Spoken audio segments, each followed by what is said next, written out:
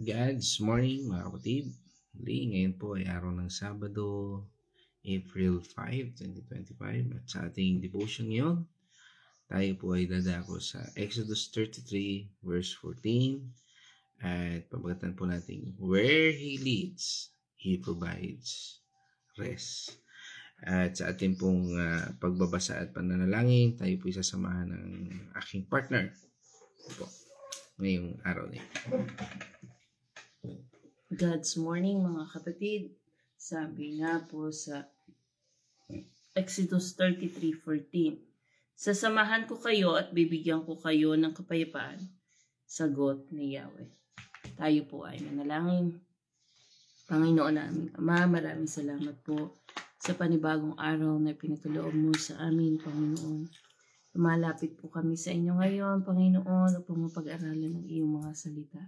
Patawarin mo po kami sa aming mga nagawang mga kasalanan, Panginoon, at samahan mo po kami sa aming mga gagawin ngayong maghapon. Maraming salamat po, Panginoon, sa patuloy na pagmamahal at paggabay sa bawat isa sa amin. Salamat po, Panginoon, sa pagpapalakas ng katawan ng bawat isa. Ganon din po, Panginoon, ang kaligtasan at pagkakaloob mo sa bawat isa sa amin. Maraming salamat po, Panginoon, at humihiling din po kami, Panginoon, ng kagalingan sa mga taong may sakit. Lord, palakasin mo po ang katawan ng bawat isa sa kanila, Panginoon. Maraming salamat po sa complete healing na ipagkakaloob mo sa bawat isa na nakakarinig nito na may karamdaman, Panginoon. Maraming salamat po, Panginoon. Ang lahat ng ito ay aming itinataas sa pangalan ni Jesus. Amen. Amen. So isang mapagpalang umaga at sa ating mga kasama na ngayong umagang itong sa oras na ito. Dahil araw ngayon na Sabado, no? Pahinga. At kasama na rin natin ngayon si Ate Cindy, ang aking pinsan niya si Ate Lilibet Chua. Isang good morning dyan, no? Masarap magkape dyan sa Alamada kasama ang Uncle Sid, no? At ang tita, no? Ngayon ay tayo ay dadako, no, sa ating talatang ito, no. Sabi nga, where He leads, He provides rest. Sa pamamagitan ng paglilid ng ating Panginoon Diyos, lagi nating tatandaan siya ay nagbibigay ng kapayapaan. At din sa ating binasang talata ay nagpapahayag sa atin na ang talatang ito ay naglalaman ng katotohanan tungkol sa kalikasan ng Diyos, no? At ang kanyang pakikipag-ugnayan sa atin, no? Sa atin, kanyang bayan, sa atin na tayo pinili, sa atin na tayo ay minamahal ng ating Panginoon Diyos. At dito sa pahayag ng ating nabasa, napakinggan, no? Sabi nga doon ng talata, sasamahan ko kayo at bibigyan ko kayo ng kapayapaan. Yan ang sabi ng ating Panginoon. Yan ang sabi ni Yahweh. No po, ito po ay nagbibigay ng isang napakagandang assurance, ano, nakakaaliw na pananaw, no, na sa kanyang presensya, sa kanyang gabay at pangako ng kapahingahan. Sabi nga ang Diyos ay nangako. Sabi nga ang Diyos, pag nangako, hindi po siya sinungaling. Gagawin po niya yan, no? At doon sa talata at ating himayin ng talatang ito, sabi doon sa talata, sasamahan ko kayo, sabi ni Yahweh. Ang pahayag nito ay nagpapahiwatig ng isang malapit, no, o isang close na patuloy na napakikipag-ugnayan sa atin ng ating Panginoon Diyos sa ating lahat, no, na nananampalataya. At sabi nga, hindi lamang siya naroon, ngunit siya mismo ay kasama natin. Kung tayo naglalakad, kasama natin siya. Kung tayo tumatakbo, kasama natin siya. Ibig sabihin, nandoon ang kanyang omnipresence, no? Ang kanyang presensya. At sa bawat hakbang ng ating paglalakbay sa mundong ito. May mahalin tulad natin ito sa isang magulang na naglalakad kasama ang kanilang anak, na nag-aalaga at nagtuturo sa bawat hakbang ng paglaki, di ba? Nung tayo sanggol pa, tinuturuan tayong dumede o kung ano pa man, ano, katabang nung tayo yung mga toddlers, tinuruan tayo na humakbang, maglakad, kumain, at ano pa man, no? Ganito rin ang ating Panginoon Diyos sa ating lahat bilang mga anak niya. Hindi lamang siya naroon bilang isang tagamasid, no? Kundi siya ang aktibong karamay natin sa ating paglalakbay. Siya ang ating kasama na nagbibigay ng suporta at patnubay. Madalas, madami tayong alalahanin, ano? Sabi nga, lagi na rin nating nasasabi, 365 times na sinabi ng Panginoon na fear not, huwag tayong matakot, huwag tayong mag-alala. Pero sa ating buhay na ito, mag-aalala tayo, no? Lalo na kung tayo ay patungkol ito sa ating hanap buhay o saan mang mahalagang bagay sa ating buhay na nagbibigay sa atin ng pag-aalala. At sinabi ng Panginoon sa atin ang isang bagay na huwag tayong mag-alala. Sabi 365 times sinabi ng Panginoon na fear not. Ibig sabihin sa loob ng isang taon, meron tayong 365 times din at 365 na masasabi natin na laging papatnubay ang ating Panginoon Diyos. Tulad ng isang gabay sa isang madilim na landas. Ang Diyos ay kasama natin. Nagbibigay ng liwanag at patnubay sa bawat takbang ng ating paglalakbay. Siya ang ating patnubay sa gitna ng kawalan. Anuman, kumisan parang hindi tiyak ang ating landas. Lagi nating tatandaan ang presensya ng Diyos ang siyang nagbibigay ng seguridad, lakas at patnubay sa gitna ng mga pagsubok at hamon. Doon sa sumunod na talata, sabi ng Panginoon, bibigyan ko kayo ng kapayapaan. Ang kapayapaan na tinutukoy dito ay hindi lamang ang kawalan ng kaguluhan, kundi isang mas malalim na kapayapaan na nagmumula sa pagkakaroon ng isang malapit na relasyon sa ating Panginoon Diyos. Sabi nga, tulad ng isang matibay na pundasyon sa gitna ng lindol o isang pundasyon ng isang construction, maaring sa bahay, o building, no? Sabi nga ay anuman ang sa gitna ng lindol, no? Ang kapayapaan sa Diyos ay isang matibay na suporta na magpapanatili sa atin na maging matatag sa gitna ng mga pagsubok. Ito ay isang kapayapaan na nagmumula sa pagiging nakaugat sa Diyos. Isang pundasyon na hindi mawawasak ng unos ng ating buhay. Kaya nga napakahalaga nang tayo ay nananatili sa presensya ng Panginoon Diyos. Katulad nito, na anuman ang ating kinaharap, anuman ang ating mga circumstances sa ating buhay, meron tayong Diyos na patuloy dapat tayo nananalig. Anuman ang ating mga nagawa, no? Patuloy lamang tayong kumapit at patuloy tayong manambahan sa ating Panginoon Diyos. At pilitin natin na masunod natin ang kanyang kalooban. Ito ay isang kapayapaan na sabi nga ay tumatagos sa ating kaluluwa at nagbibigay ng kapayapaan sa gitna ng mga unos sa ating buhay. Sabi nga, yan ay lumalampas. Tulad ng liwanag sa gitna ng kadiliman. Ang kapayapaan sa Diyos ay isang pag-asa na nagbibigay ng gabay at lakas sa gitna ng kawalan ng katiyakan. Hindi naman natin makikita ang katiyakan sa lahat ng bagay na ating ginagawa. Pero ang ating katiyakan ay kasama natin ng Diyos. Ito ay isang kapayapaan na nagmumula sa pagkakaroon ng Diyos sa ating buhay. Isang patnubay na kumikilos, nagpapagana sa ating landas. Sabi nga, everything revolves around sa ating Panginoon. At sa ating in biblical principle, ang Diyos ay isang Diyos ng sabi nga ay nandyan po ang presensya ng ating Panginoon. O ang ating Diyos ay hindi kailanman mawawala ang kanyang presensya. Kung tayo ay patuloy at patuloy na nananambahan, nananalangin, nagbabasa, makikita at makikita natin. Ang mga banal, ang ating Biblia ay puno ng halimbawa kung paano naroon ang Diyos sa kanyang bayan. Mula sa halimbawa ng haligi ng apoy at ulap na naggabay sa mga Israelita sa disyerto hanggang sa presensya ng ating Panginoong Hesus sa gitna ng kanyang mga disipulo, ipinakita ng Biblia na ang Diyos ay isang Diyos na hindi nangiiwan sa atin o sa kanyang bayang pinili. Ang kapayapaan ay bunga ng relasyon natin sa ating Panginoon Diyos. At ang tunay na kapayapaan ay hindi matatagpuan sa panlabas ng mga bagay, kundi sa isang malalim na relasyon natin sa ating Panginoon Diyos.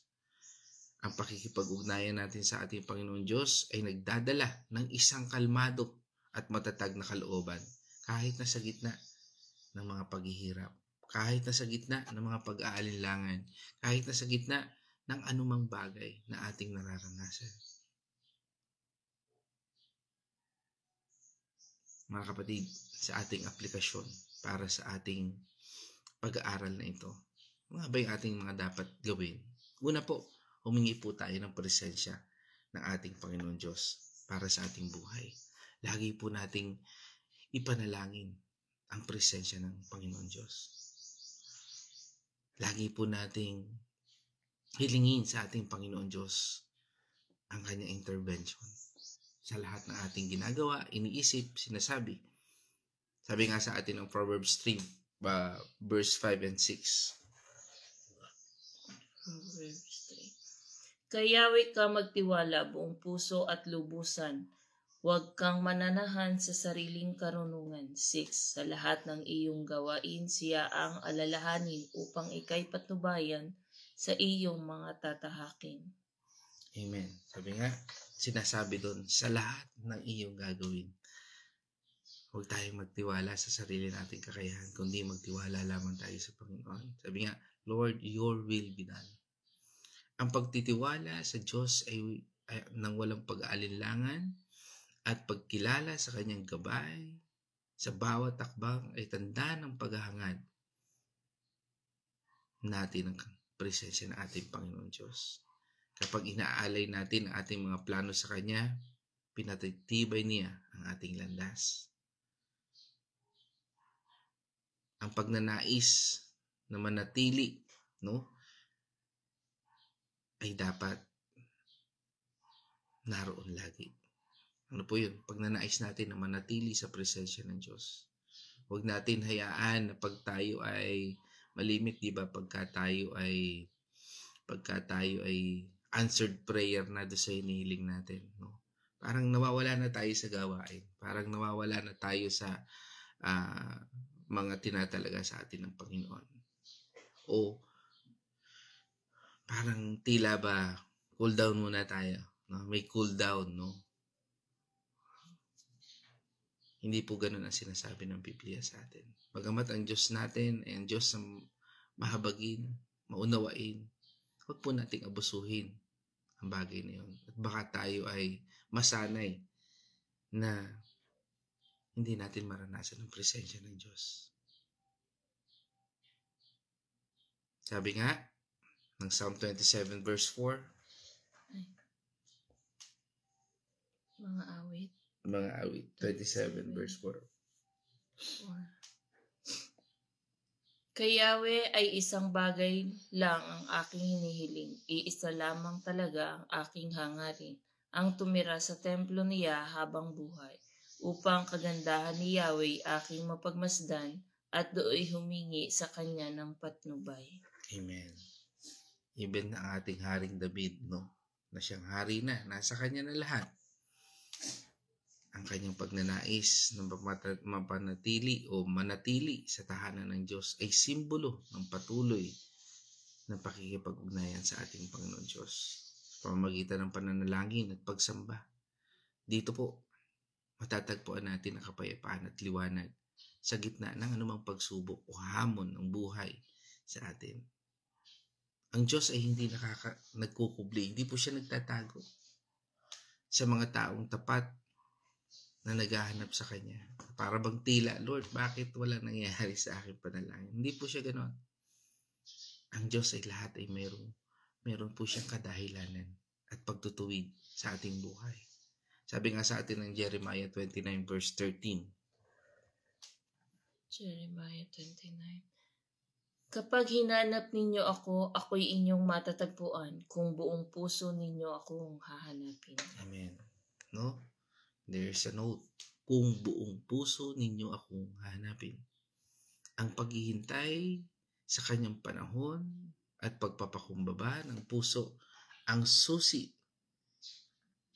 sa pagdanas ng kanyang presensya. Ninanais ng Panginoon na taos puso po tayo na sumamba. Ang simpleng hakbang ng paglapit sa Panginoon Diyos sa pananalangin o pagbabasa ng salita ay nagdudulot ng malapit na ugnayan sa ating Panginoon Diyos. Sabi nga sa atin ng James 4 verse 8. Lumapit kayo sa Diyos at lalapit siya sa inyo. Linisin ninyo ang inyong mga kamay.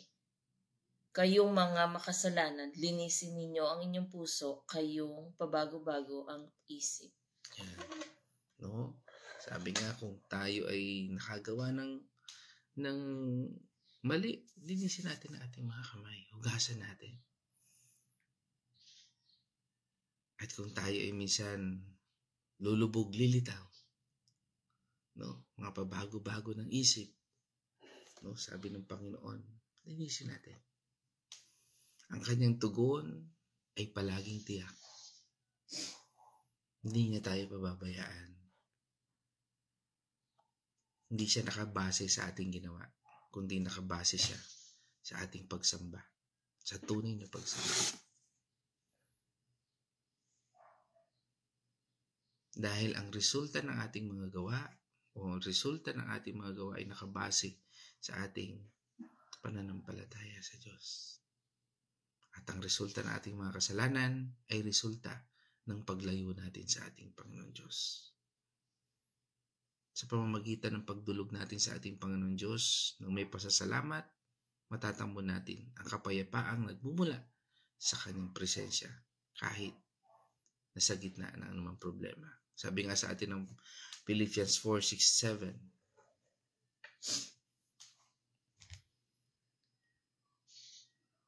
Philippians. Mga taga-Pilipos. Huwag kayong mabalisa tungkol sa anumang bagay. Sa halip hingin ninyo sa Diyos ang lahat ng inyong kailangan sa pamamagitan ng panalangin may pasasalamat.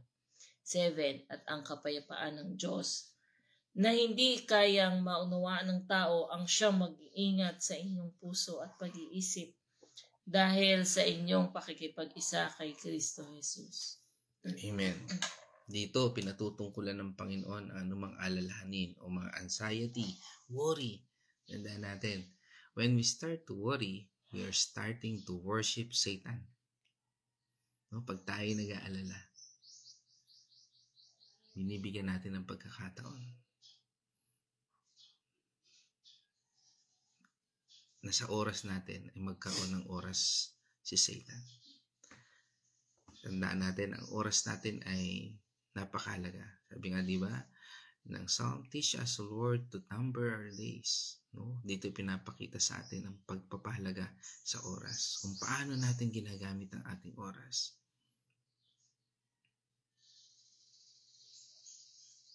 At kung paano natin ipinagkakatiwala ang gabay ng Diyos sa ating buhay.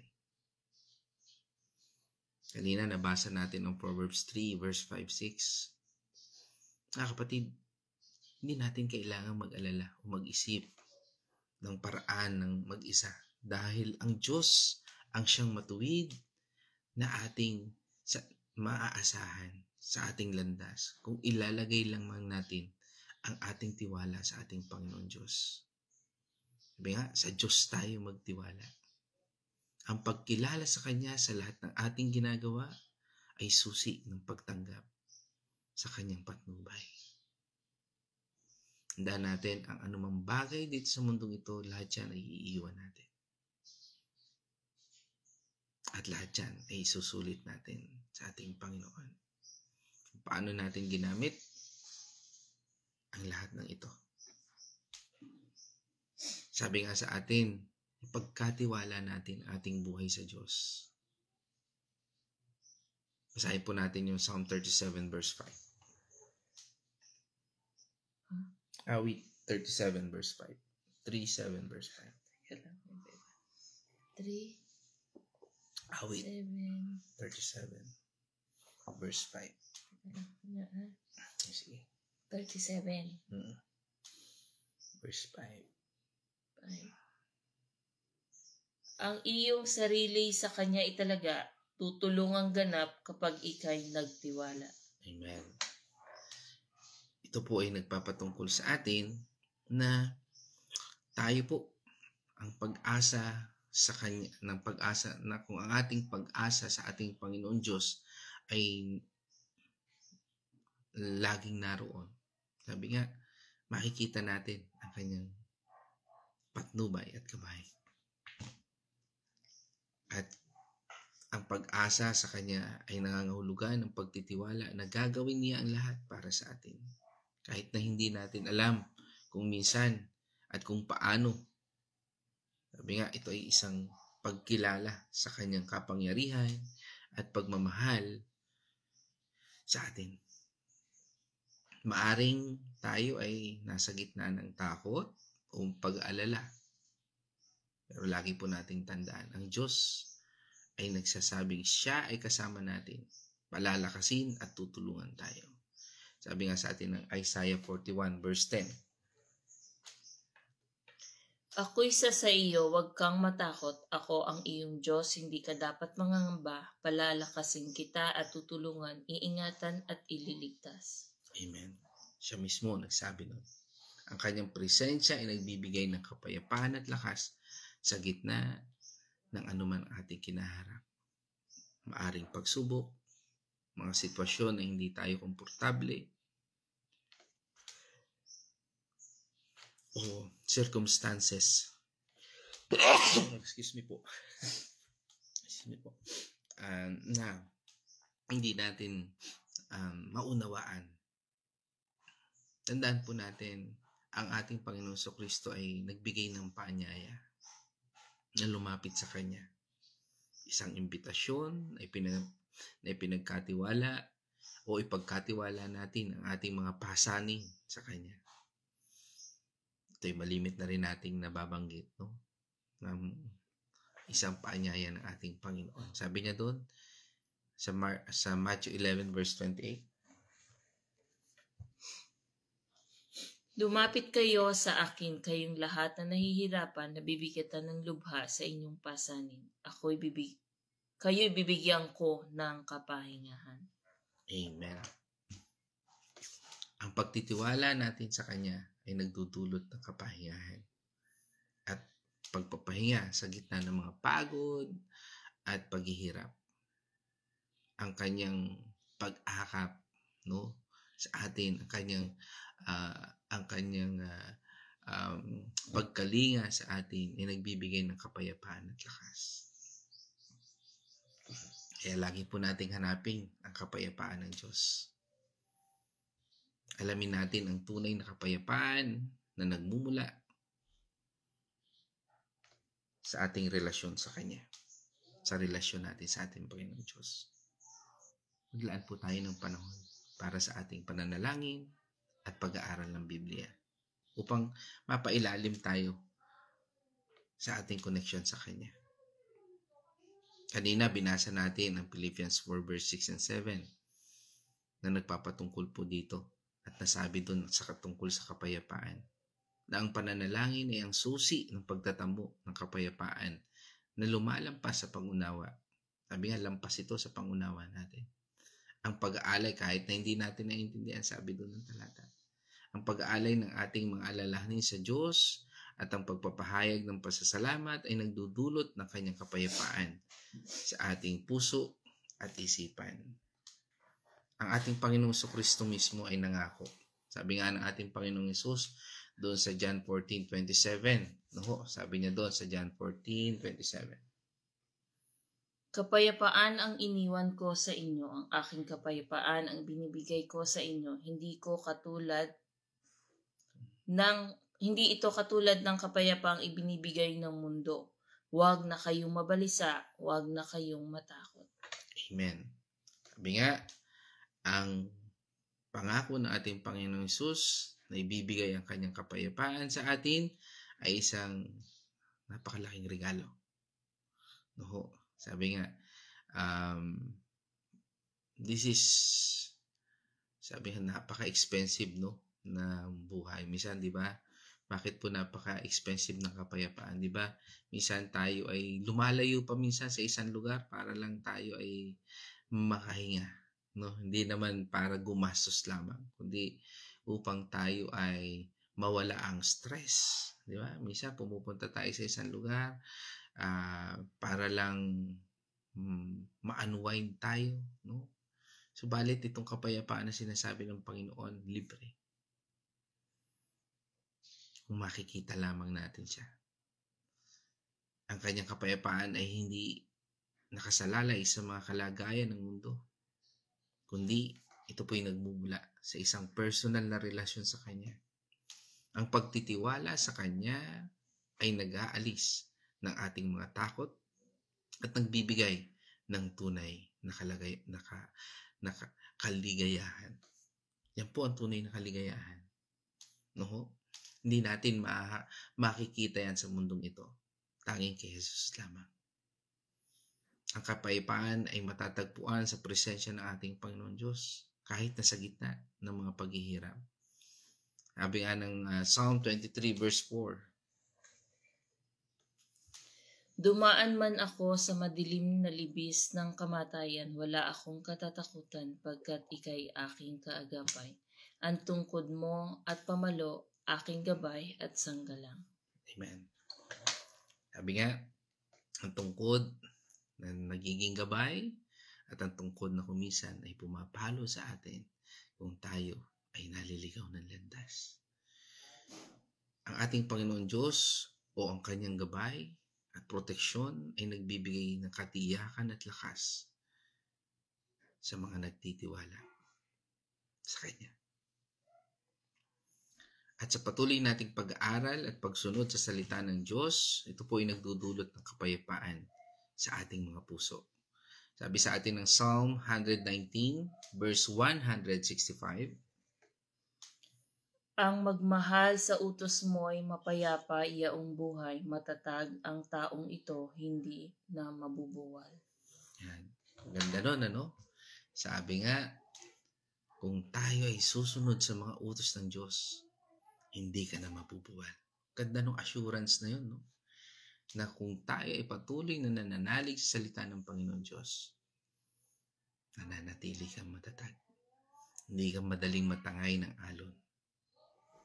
Sabi nga, ang pag-alam natin sa presensya ng Panginoon Diyos o sa kalooban ng Panginoon Diyos ay nagbibigay ng katiyakan at nag-aalis ng anumang takot sa ating buhay. Mga kapatid, sa ating pagtatapos, ang pangako ng Diyos dito sa talatang ito natin pinag-aaralan ngayon. Sa Exodus 30:14.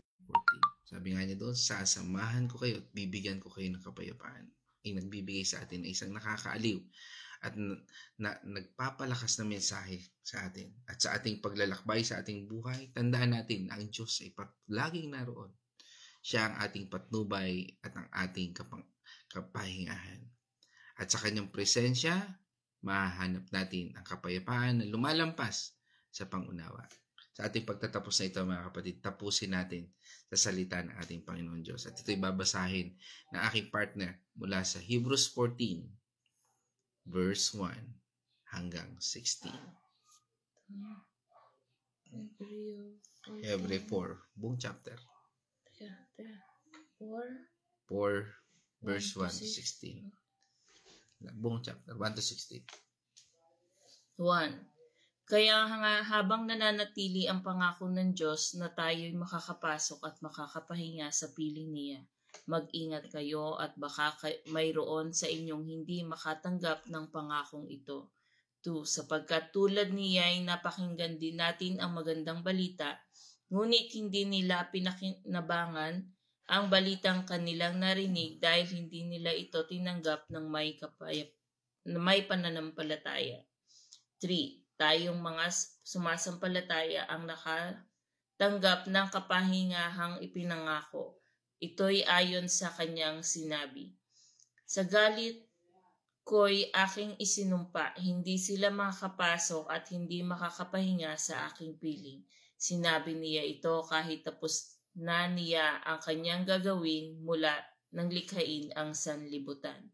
4. Sapagkat sinabi ng isang bahagi ng kasulatan ang tungkol sa ikapitong araw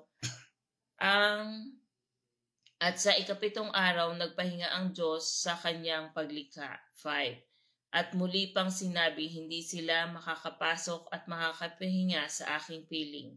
6. Ang mga unang nakarinig ng magandang balita ay hindi makakapasok at makapahinga dahil hindi sila sumasampalataya, ngunit may mga inaanyayahan pa rin magpahinga sa piling ng Diyos. 7. Kaya't muli nagtakda ang Diyos ng isa pang araw na tinawag niyang ngayon. Pagkalipas ng mahabang panahon, sinabi sa pamamagitan ng David ang kasulatang nabanggit. Ngayon, kapag narinig ninyo ang tinig ng Diyos, iyo'y inyong puso'y huwag patigasin. 8. Kung ang mga tao noon ay nabigyan ni Josue ng lubos na kapahingahan, hindi na sana ipinangako pa ng Diyos ang tungkol sa isa pang araw ng kapahingahan. 9. Kung paanong nagpahinga ang Diyos sa ikapitong araw, mayroon din kapahingahang nakalaan sa mga taong sumasampalataya sa Diyos. 10. Sapagkat ang sino mang makapasok at makapagpahinga sa piling ng Diyos ay magpapahinga rin sa kanyang paggawa, tulad ng Diyos na nagpahinga sa kanyang paglikha. 11. Kaya't sikapin nating makamtan ang kapahingahang iyon at huwag magbigong tulad ng hindi mga sumasampalataya. 12. Sa ang salita ng Diyos ay buhay at mabisa, mas matalas kaysa alinmang tabak na may magkabilang talim. Ito'y tumatagos maging sa kaibuturan ng kaluluwa at espiritu, ng mga kasukasuan at buto, at nakakaalam ng mga iniisip at binabalak ng tao. 13. Makakapagtago sa Diyos ang lahat ay hayag at lantad sa kanyang paningin at sa kanya tayo'y mananagot. 14. Kaya nga magpakatatag kayo sa ating pananampalataya dahil mayroon tayong dakilang pinakapinunong pare na pumasok na sa kalangitan, doon mismo sa harap ng Diyos. Siya'y walang iba kundi si Jesus na anak ng Diyos.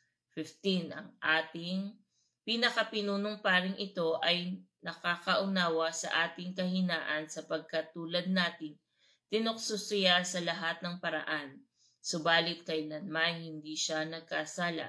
16. Kaya't huwag tayong mag-atubiling lumapit sa trono ng mahabaging Diyos upang makamtan natin ang habag at kalinga sa panahon ng ating mga pangangailangan. Amen. Okay, salamat po. At ngayon naman sa ating pagtatapos, nais kong hingan din ng huling pananalita ang ating partner. Ay, magandang umaga po muli sa ating lahat. Sabi nga po sa ating mga napag-aralan, sa ating Panginoon lang talaga ang ating pahinga. Sa ating Panginoon, ang Panginoon ay nagbigay ng assurance sa atin na kapag lumapit tayo ng buong puso sa Kanya, ay tayo ay maliligtas. Tayo ay makakapagpahinga sa piling ng ating Panginoon. Parang isang bata, isang toddler na lahat ng pangangailangan niya, lahat ng kanyang mga gustong gawin, lumalapit siya sa kanyang mga magulang. Sapagkat sa mga magulang lamang niya nakukuha ang assurance, ang kanyang mga hinihiling, ang kanyang mga gustong gawin ay inilalapit niya sa kanyang mga magulang at ang magulang ang nagbibigay sa kanya ng mga kanyang mga pangangailangan. Ganon din po tayo sa ating Panginoon. Maging toddler po tayo sa ating Panginoon. Lahat po ng ating mga pangangailangan, lahat ng ating kilos ay ating isangguni sa ating Panginoon. Sapagkat ang Panginoon ang bibigay lahat ng ating mga pangangailangan at ang kapahingahan na ating hinihingi ay ating makukuha sa ating Panginoon. So, yun lamang po. Maraming salamat. Mag-ingat po tayong lahat. Amen. So, sa mapagpalang umaga sa ating lahat at nais ko rin acknowledge ang ating mga kasama online, no? At ito ay kanina pinangunahan po tayo ni na Ate Cindy, no? At ni Ate Lilibet Chua. Yan, sabi nga, good morning everyone, no? Yan, amen. Kasama rin natin ang Kuya George Pios at si Ma'am Heidi yan sa Bacolod, no? Good morning. At syempre kasama natin ang aking magandang nanay, Corazon Mercado. Yahoo! Yan, good morning everyone. Thank you Lord for unfailing love. Sabi nga ng aking mother. Yan, kasama rin natin si Nay Edna ng Liliw, Laguna. Yan. Blessed good morning to everyone. Praise God. Okay, sabi nga sa buhay nating lahat. At kasama rin natin si Brother Rolly, no, Bombani, yan, Apolonia's Grill. Yan ay masarap pong pagkain dyan. Kapatid natin yan. Isa sa aming mga worship leader dyan sa Purposeful Life Ministry. Yan, si Brother Rolly. Yan, kasama natin. God's morning bro. At sa buong family. At sa buong mga kasama natin yan sa Apolonias. Yan. At si Nay Winnie Patual ng Villa Escudero, kasama rin po natin, syempre. At good morning sa ating lahat. Syempre si Sister Alma Tatel, kasama rin natin. Yan. At pagbati ni Nay Winnie kay Jericho, Louie, Patual family, Kate Rose, Yana, Faith, Dinreal, Gian, yan. At sabi nga, isang prayer request para kay Pastora Pe, no? Yan. At sabi nga, God's morning. Yan, birthday pala ni Uncle Sid, no? Okay. God's morning, Uncle Sid, no? Yan. Yan sa Cotabato.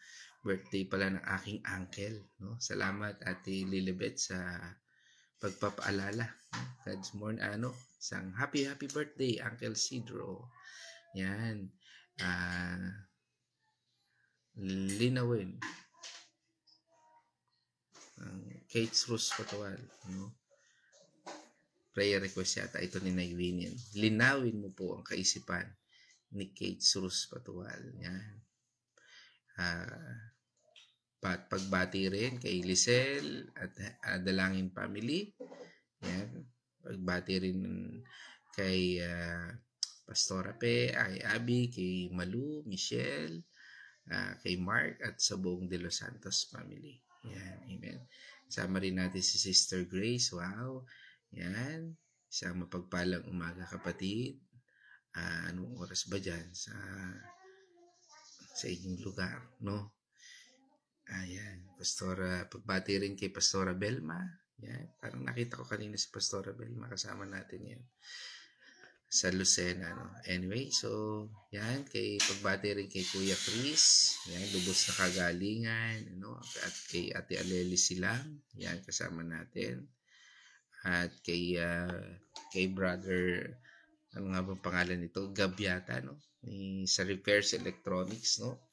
Diyan po sa San Juan, San Pablo. Pag may mga ipagagawa po kayo, ano man ipagagawa nyo regarding sa kahit mga sound system, kaya po niya, no? Kay Brother Bobby nga ba? Yan. Basta kung kailangan nyo po ng contact, no? Yan po, kapatid po natin sa Panginoon yan, no? At atin pong suportahan ang mga negosyo ng ating mga kapatid. Yan. Handaan po natin na sa ating pagsuporta ay para pagsuporta na rin natin dahil alam naman natin na yan ay magagamit din sa mga ministry ng ating Panginoon. No? At yan, sa pagbati ulit kay Naywini, kay Gabriel, patuwal dalangin. At syempre pagbati rin sa aking nanay ni salamat na Winnie sa pagbati mo sa aking mother, sa aking mga anak, kay Casey at kay Kyle. Yan. So prayer request ulit mula kay Winnie, kay Sister Corazon Madriaga. Yan. Yan. Kasama po natin Winnie si Brother Rolly, no? At ang buong Bambani family, Malasmas family. Yan. At pagbati rin natin sa Nunoso family, kay Kuya Tony, Ate Nela, Aloha team, Tiffany at Talibera family. Yan, kila Prince. At pagbati rin natin kay Ian at sa buong family niya, kay Maripe. Yan. At sa mga kiddos, no? At pagbati rin natin, isang prayer request ulit kay Belia Cabello, no? Kagalingan. Yan, Aleli, yan, si Pastora Belma, nakita ko na. Yan, kasama po natin sa mapagpalang umaga po, Pastora Belma. Salamat po sa pagbati. Okay, isang kagalakan, salamat din na Winnie. Yan, at kasama rin po natin si Andrew Kalingasan, no po. Isang mapagpalang umaga po sa iyo, pinsan. Yan, welcome at maging madalas ka sa ating pagdidevotion. Yan. At kasama rin natin si Pastora Pe, syempre. Pastora Pe, kamusta na? Magpagaling at magpalakas. Yan. At syempre kasama rin natin si Doktora Julia, no? At patuloy nating nakakasama, no? Na ngayon ay nandito sa Manila, sa Quezon City, no? Isang pagpalang umaga po sa ating lahat. At dahil dyan, tayo po ay manalangin. Let's all pray. Hallelujah, hallelujah. O naming Diyos na makapangyarihan, kami po ay nagpapasalamat sa iyong paggabay, Panginoon. Where you leads, you provide stress, Panginoon. Salamat, Panginoon, sa aming napag-usapang ito. Natunay na, Panginoon, na saan man kami naroon, Panginoon, ikaw yung Diyos na sa amin, Panginoon, ay patuloy na nagbibigay ng kapayapaan. At ito po ay isang bagay na minsan hindi namin na alintana o hindi namin napapansin. At salamat sa iyong paalala na sa umagang ito ay nagbibigay sa amin ng assurance ng presensya mo. Tunay nga, Panginoon, na ang lahat ng kasagutan sa aming mga tanong, pag-aalala o mga balakid sa aming buhay ay ikaw. Ikaw ang Diyos na siyang nagtatanggol. Ikaw ang Diyos na siyang nagbibigay sa amin ng lakas. Lord, salamat, Panginoon, sa pagpapaalalang ito. At umihiri kami ng kapatawaran na kung minsan kami ay nananahan sa sarili namin lakas at kaisipan. Patuloy namin idinadalangin na sa iyong kaputihan, na sa iyong pagpapala, ikaw yung Diyos na siyang nagbibigay sa amin ng lahat ng aming pangangailangan. Tunay na, Panginoon, pangunahan mo kami sa aming landas na aming tinatahak. Ikaw ang Diyos na patuloy na magpatnubay sa amin at patuloy, Panginoon, na isinusuko namin, Panginoon, ang aming buhay sa iyong presensya. Samahan mo po kami ng iyong banal na Espiritu na siyang gumagabay at gagabay sa amin upang ang panalangin ito, upang ang aming pagsukong ito ay, Panginoon, ikaw po ang manguna. Na sa aming landas ay ikaw ang aming masunod at ikaw ang mabigyan namin ng kapurihan. Muli, salamat, Panginoon, at ikaw at sa lahat po ng aming mga kapatid na maglalakbay. Salamat, Panginoon, sa iyong provision. At ganoon din, Panginoon, sa lahat ng aming kapatid na may karamdaman na nabanggit na mga pangalan, Panginoon. Lord, ikaw po ang Diyos ng aming kagalingan. Salamat, Panginoon, sa iyong dakilang gawain at sa iyong gagawin sa buhay ng bawat isa. Sa lahat ng aming pangailangan, sa lahat ng aming ninanais, Panginoon, turuan mo kami, Panginoon, na sumunod sa iyong kalooban. Again, God, we thank you and we praise you in this our pray in the name of our Lord Jesus Christ. Amen. Mga kapatid, Christ has died. Christ has died. Christ has risen. Christ has risen. Christ will come again. Christ will come again. And together we are for Christ. Again, God's morning, everyone.